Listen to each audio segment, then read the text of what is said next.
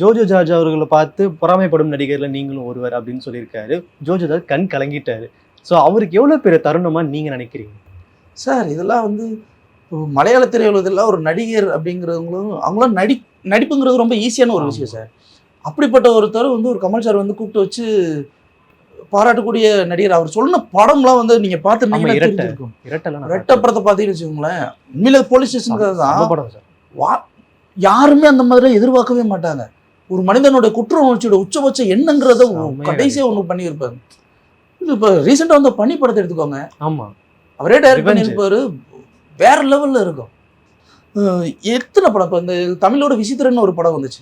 அதோட original வெர்ஷன்ல PT குடிச்சிட்டு Joseph அவ்வளோ சூப்பரா பண்ணியிருப்பாரு. ஜோஜோ ஜார்ஜோட உடம்பு பாத்தீங்களா? எனக்கு தெரிஞ்ச நடிகர் திலகம் சிவாஜி கணேசனுடைய உடம்பு பாத்தீங்கன்னா ஸ்ட்ரக்சராகவே இருக்காது. ஆனா நடிப்புலயே நம்மள ஆளை மிரட்டி விட்டு போயிருவாரு. உடம்பு பிசிக்கல் ஃபிட்னஸ் அது எதுவுமே இருக்காது. அதே மாதிரி தான் ஜோஜோ ஜார்ஜ். அவர் உடம்பு பாத்தீங்கன்னா பல்க் பாடி, யாரு அது பார்த்தாலும் ஊரே அடிச்சு போட்டு சாப்பிட்ற மாதிரி இருக்காப்ல அப்படின்னு.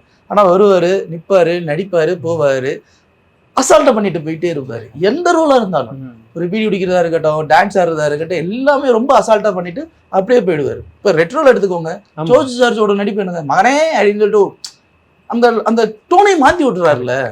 அப்படி இருக்கும்போது கமல் சார் பாராட்டுறாருன்னா பாராட்டுற அளவுக்கு அவர் நடிச்சிருக்காருங்க.